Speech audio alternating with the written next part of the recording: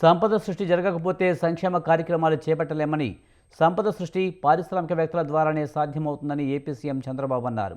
ఢిల్లీలో జరిగిన సిఐఐ వార్షిక సమ్మేళనంలో ఆయన పాల్గొని ప్రభుత్వ విధానాలు, ఏపీలో అభివృద్ధి, పెట్టుబడుల అవకాశాలను వివరించారు. సంపద సృష్టిలో ఏపీకి పారిశ్రామికవేత్తలు సహకరించాలని కోరారు. పివి నరసింహారావు ప్రవేశపెట్టిన ఆర్థిక సంస్కరణలు దేశగతిని మార్చేశాయన్నారు. 1960లో ఇంటర్నెట్ విప్లవం వచ్చిందని, దాన్ని ముందుగా అందుకున్న వారిలో తాను ఒక్కనని పేర్కొన్నారు.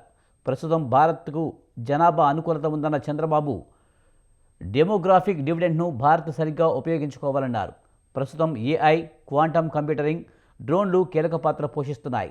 సీసీ కెమెరాలు, సెన్సార్లు, ఐఓటీలు, ఇలా చాలా టెక్నాలజీ వచ్చింది. ఇప్పుడు సమాజానికి కావాల్సింది పారిశ్రామికవేత్తలే. నేను 4వ సారి ముఖ్యమంత్రిగా ఉన్నా చాలామంది నాయకులను చూశాను. సరైన సమయంలో సరైన నాయకుడిగా మోదీ ప్రధానిగా ఉన్నారు. మోదీ నాయకత్వం దేశానికి ఓ ప్రధాన బలమన్నారు.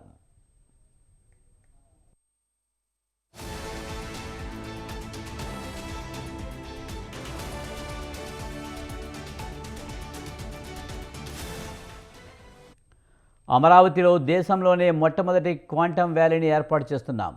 గతంలో ఈజ్ ఆఫ్ డూయింగ్ బిజినెస్ అన్నారు, ఇప్పుడు స్పీడ్ ఆఫ్ డూయింగ్ బిజినెస్ అంటున్నాను. విశాఖలో టీసీఎస్ మొదలవుతుంది. ఆర్సెల్ఆర్ మిట్టల్ పరిశ్రమ ప్రారంభం కాబోతుంది. విశాఖకు గూగుల్ రాబోతుంది. ఏపీలో గ్రీన్ ఎనర్జీకి మంచి అవకాశాలు ఉన్నాయి. సోలార్, విండ్, పంప్ ఎనర్జీ అన్నిటిలోనూ ఏపీ ముందు వరుసలో ఉంది. గ్రీన్ ఎనర్జీ కోసం ఎన్నో కంపెనీలు చాలా ఆసక్తి ఉన్నాయి. ఏడాదిలో 5 లక్షల కోట్లు పెట్టుబడులు ప్రతిపాదనలు అందుకున్నాం. ఈ ప్రాజెక్టుల ద్వారా 4.5 లక్షల ఉద్యోగాలు వస్తాయి. మైనింగ్, టూరిజంలోనూ ఏపీలో మంచి అవకాశాలు ఉన్నాయి. రతన్ టాటా ఇన్నోవేషన్ హబ్ ఏర్పడబోతుంది. 175 నియోజకవర్గాల్లో 175 పారిశ్రామిక పార్కులు ఏర్పాటు చేస్తాం. ప్రతి ఇంటి నుంచి ఓ పారిశ్రామికవేత్త రావాలన్నదే నా లక్ష్యం. గతంలో ఉమ్మడి ఏపీ సీఎంగా ఉన్నప్పుడు వరుసగా 8 ఏళ్లు సిఐఐ సదస్సులు నిర్వహించాం.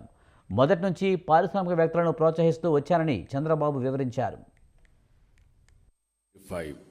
Mid-90s. At that time, CAI was building organization. No takers in India. Whenever I used to associate with a industrialist or CAI, people cautioned me, you may lose votes. There were some people, when I wanted to go to Davos, they politely guided me not to go to Davos. The reason is very simple. That is where all industrialists are there.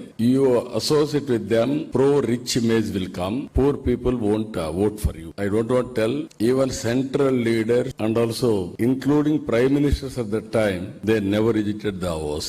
I am only the man who visited Davos continuously from 1995. Whenever I am in power. Not associating with industrialists, it is not a passion, it is a compulsion. We are in politics. First of all, we have to create wealth. Wealth will be created by entrepreneurs. If you create wealth, I can get more revenue. If you can get more revenue, I can give more and more welfare programs and empowering the people.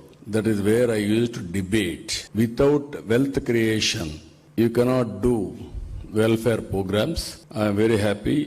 Just now, Chandrajit Banerjee has reminded me, green building in Hyderabad, first of its kind in India. We built it, we inaugurated. And also, 7-8 years continuously, CAI partnership we conducted in Hyderabad. That is where, just now I am telling, more industrialists are here. Even evening session, last session, more are here because of you. That is what they told me. And also I told him, I want to request everybody, at least one investment from your part, because I promoted industry from the beginning. It is your obligation to